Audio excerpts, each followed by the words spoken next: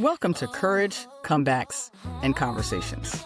I'm Susan Lee, business leader, life and career coach, wife, and mother. This is the place where we talk about what it really takes to rise in your career, in your relationship, and in life. We're bringing you real stories, from entrepreneurs to athletes pursuing their dream, to professionals rebuilding after setbacks. Every story reminds us that courage connects us, and who doesn't like to hear a comeback story?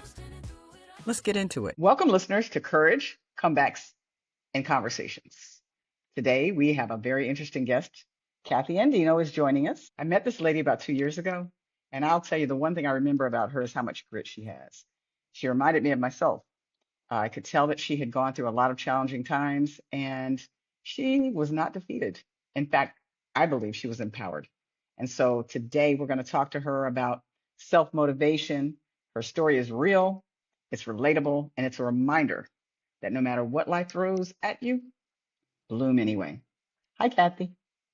Hi, Susan. Thank you for having me. Oh, I'm happy to have you, and I cannot wait to get this started. When you hear bloom anyway, what does that mean to you personally? For me personally, Bloom Anyway is just a reminder that no matter what season you're in, to choose yourself and choose to bloom, choose the positive route as compared to the negative thinking. Oh, I love that. I love that a lot. Okay, if your life was a season right now, what season would you be in? I would say spring because currently everything is blooming. Everything is um very beautiful. Everything is going the way that it should be. Well, and you and I both talk a lot about our faith. How do you believe that your faith is tying into this? I think my faith is the only reason I am in the position I am right now. Um, God has definitely shown himself in my life time and time again. And honestly, if it wasn't for my faith, I don't think I'd have the mindset that I do. Mindset's very important. I would like to take a step back and just talk a little bit about your roots. Give me a little bit of your backstory. So I come from a single parent. My mom took care of me for the most part. In the beginning, my dad was around until about I was 6 years old, and he was deported. So around that time frame, we would visit him during vacations, as far as like summers. We would go visit him, and as I got older, the relationship kind of disconnected a bit. So really was raised by a single parent, and we lived in a small town, and my mom didn't know English or doesn't know English, so a lot of the times I had to translate in every area of her life, and that's definitely taught me a lot of independence. Now, you mentioned that, and I have had the experience of dealing with young Hispanic children. And when you mention that, you're basically communicating with adults on an ongoing basis. Yes, that is definitely what was the case. I guess then I didn't look at it like that. I just looked at it as something I had to do. And I guess I didn't really realize that I was talking to adults. Yeah, As a child, it was just going with the flow. yeah. I mean, you did what you had to do. You were self-reliant, which I think is a heavy task to take on. But at the same Right. time, it teaches you something about communication skills. That had to be really tough to watch your dad, leave the country. And you also were taking on the responsibility of communicating on behalf of your mom. Tell me what you were feeling at that time. I think at that time, I was very crushed on the idea that I wouldn't have my father on a day to day basis, that I wouldn't be able to spend the quality time that we did have. But as time went on, I guess it became a little less harsh on me and less difficult to lean on. But it did take a long time to fully heal from the fact that I wouldn't have or didn't have my father in my life. I want to shift a little bit and talk about the reliance of others on you. How did that play an impact as a little kid? And then what helps you kind of choose yourself? I would say as I was younger, I didn't necessarily look at it as choosing myself just because I wasn't aware that I had to choose myself in these situations. So naturally, I would take care of others and not realize that it was draining me. But as I got older, I understood I do have to take care of myself before I can take care of anyone else. And yeah, as I got older, I really was able to unravel that and just pour into myself before I can pour into any other cup. You just mentioned pouring into yourself. And I love the analogy when people say put your oxygen mask on first before you save others. But I want to ask a little bit about when I met you. You were at a pivotal point, and I want to know like what season you thought you were in personally and professionally at that time. Honestly, I was going through a drought. I honestly thought that was a hard season to be in. So I guess I would consider that winter, just when nothing seems like it's going right and there's no sunny days, it's just snowstorms. That's what I would say the season I was in when we first met. Yeah. Kathy mentioned blooming anyway. I'd love to explore how your journey began. So here's my question to you. What were some early experiences that shaped how you see yourself and your work today? I think a lot of my early experiences pushed me to be hyper independent. And that's definitely shaped my character. I do tend to want to control everything and do everything myself. But the older I get, the more I realize that help isn't weakness. If not, it's power. Being able to have like that community around you that wants to help you is a lot stronger than we often think. I love that. Health isn't weakness, it's power. For anybody listening out there, write that down. I think that's a pretty powerful statement. So, as a child, something occurred in your childhood that had a big impact on your life. I think at 6 years old, I didn't necessarily understand it fully. I just thought, my dad is being ripped away from our family, and I didn't realize exactly why was he being ripped away and the little details that no one is really going to explain to a 6 year old. And as I Mhm. got older, I was able to learn the truth and wrap my mind around the fact that I wasn't going to have a father figure in my life. And understanding that that is okay as well, knowing that God had a bigger plan for me is definitely what kept me going. But it was not easy. A lot of nights that I would cry, and I would make myself go to sleep while I cried, if that makes any sense. But Mhm. at the end of the day, I understood that there are other father figures in my life, like my uncle. He was a huge part of a father figure, and my grandfather as well. And I just appreciated those roles instead of, holding on to the fact that I didn't have an actual father figure. I love that. And I think there are listeners that are out there that can connect with what you just explained, especially given the nature of what's occurring in our country and especially coming from a single parent family. But you are a testament to the fact that, you can overcome obstacles and overcome odds. Okay. Flash forward to adulthood and tell me how adulthood has been for you.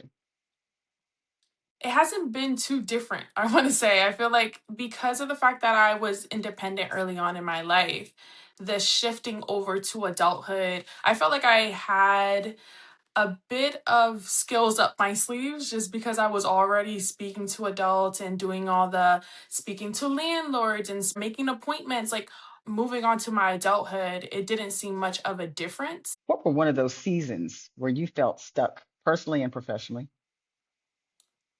I had recently lost my job, and navigating the job market was very difficult, especially in Florida. I didn't necessarily know any connections that would make it easier to, get into a different position, a different career. And that was definitely very hard to navigate. What did you do at that point to shift your mindset? I think I always had the mindset that I will be able to get another job. I think that's always my mindset, that regardless of the situation, something good will come out of it, just because I serve a powerful God and he comes Amen to through that. every single time. Yeah, it's just trusting him in the process that's hard, and just holding on to the end picture seems to be a bit of a disservice sometimes when we need to just trust the process instead. And speaking of the process, there's something that you took on during that time when you were in Florida and you were navigating life and challenges. And I'm going to bring it up, TikTok. I've followed you on TikTok. Are very creative. Can you talk to us a little bit about your TikTok experience as an influencer? Because you absolutely, ladies and gentlemen, she absolutely is an influencer. So tell us a little bit about it. Well, thank you. I appreciate you bringing that up. I think when I started TikTok, I was just doing it for fun. During the time it was COVID, I had nothing else to do, and I was seriously just posting to fill some kind of joy within me. And from then, I posted a bit more about my life as I kept going, and I didn't realize that I could make this a career, and that's something that I am still striving to do. One thing that stuck with me when I looked at your TikTok was you've got millions of views. For anyone navigating TikTok, what is one piece of advice you could give them? And tell us how you got all those views. Tell us, how did that happen? I think the pieces of content that I didn't overthink were the ones that typically blew up. So if I could give a piece of advice for anyone that is aspiring to become an influencer is don't overthink it, and seriously just post the things that feel good to you, that make you feel good, and your audience will find you. I think when I did have millions of views, I didn't realize that me just posting a silly meme or just truly enjoying myself was going to attract that many viewers. So that was honestly a surprise to me too. Now, a lot of people will find a lane to go in. Like they determine this is the lane I'm going in. This is the algorithm I'm going after. This is my audience. I'm going to let you know I have like 600 followers, which I'm proud of. Oh, I'm proud of yes. that because I built that like with nothing. I'm still making it up, but I can't really figure out what attracts people. What for you was the post that you realized this is my lane? I think even the content that I post now, or even if there was the post that, did receive the millions of views, I think I'm still navigating what niche I want to be in. One thing that I'm not a fan of when it does come to the social media environment is like having to pick a niche and stay within a box when I have more than one skill. So that is something that I am still navigating and still trying to wrap my head around. So I do post more than one niche. Just do what makes me feel good and not necessarily look at the viewer standpoint. Okay, so we will put your, what do you call it? You're TikTok username. gonna post her TikTok. You want to tell everybody what it is? It is Kathy's.way on TikTok and Instagram. Now I gotta tell you, she does nails, she does hair, she sews, she paints. I've been a witness to watching things that she's painted. Where did all this creativity come from? I think having like a limited resource growing up, it made you want to do it for yourself or do it yourself. Like being able to still obtain the good things, like having my nails done, but not having the money to pay for them. It forced me to learn how to do them.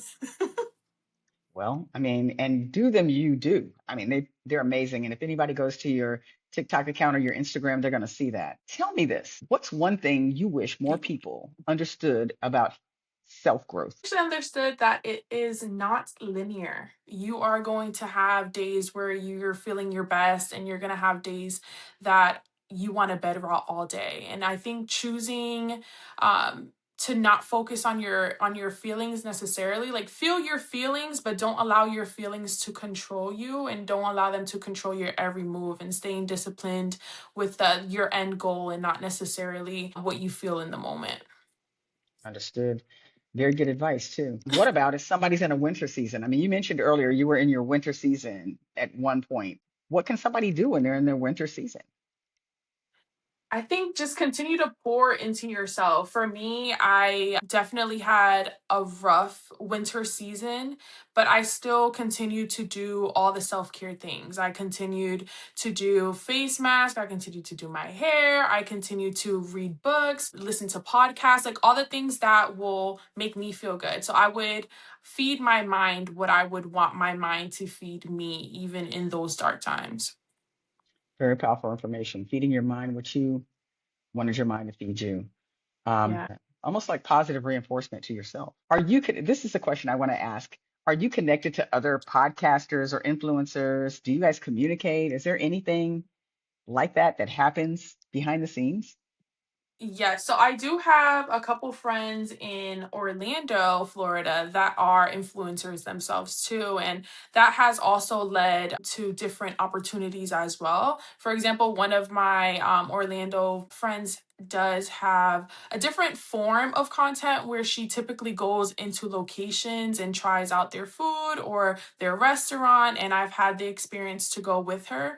And also, make contact off of that as well. So it is important to build those relationships, but don't only rely on them.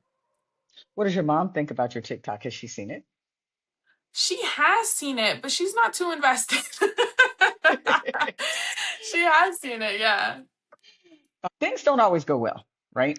You came out of that season, you're in spring now, but how do you protect your peace when things don't look perfect, when they're not going well? So from this point, from the winter, you've gone to the spring, how do you protect your peace in that? For me, the way I protect my peace is cutting out those toxic relationships, whether it's friendships or family members. I think understanding that not everybody is going to feed or pour into you, understanding that and knowing how much of yourself you give to certain people. That can actually zap your energy. But even thinking about that to anybody out there who's struggling with family, which we all do, we struggle with family members, that's very good advice to avoid toxic people. I think more people should take that advice because it does impact you in many ways, especially your mental health. How does God play into all this for you? I think God is the root of it all for me. I think He's definitely my foundation. With any season, He has always been reliant. So for anything that does come about in my life, I think the one thing that's never changed is God and my relationship with God. I know that TikTok gives you analytics. Have you looked at your demographics? Like, who is your target audience? Most part, my target audience is women, ranging from, teenagers to older. For the most part, is like 96% women. So that would be my target audience. Is there an age range of people that follow your videos? I mean, I know where I am and I know my age and I follow you, but is there an age demographic that is stronger?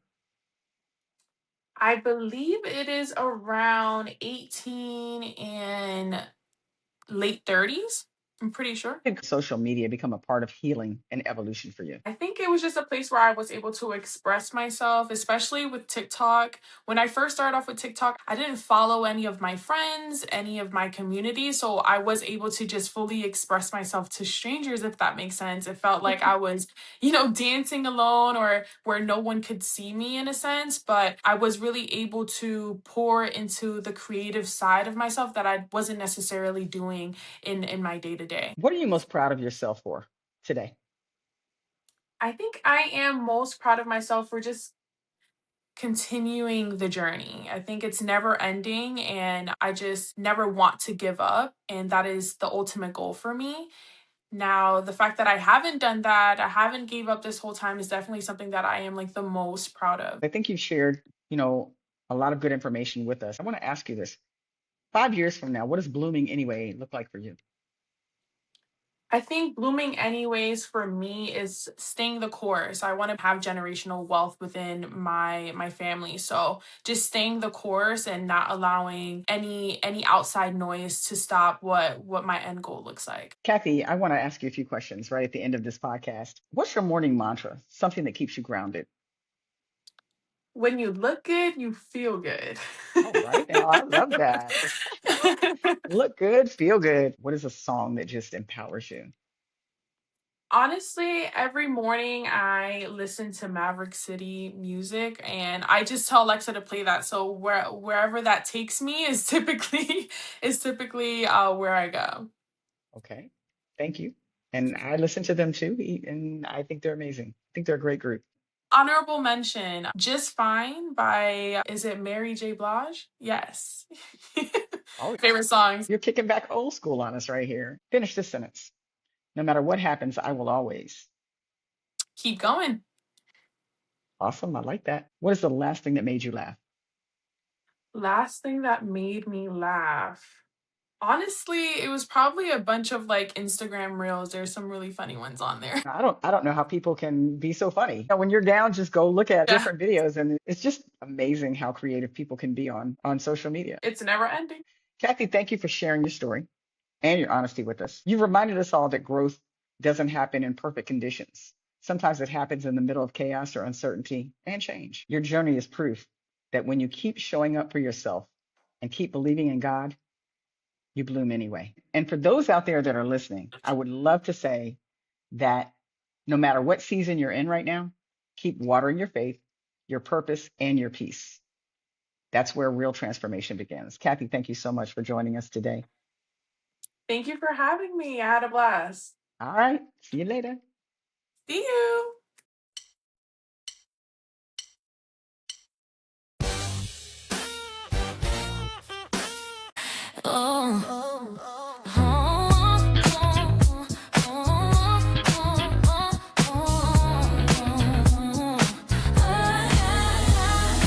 Steady moving, goals aligned, chasing purpose, redefine time.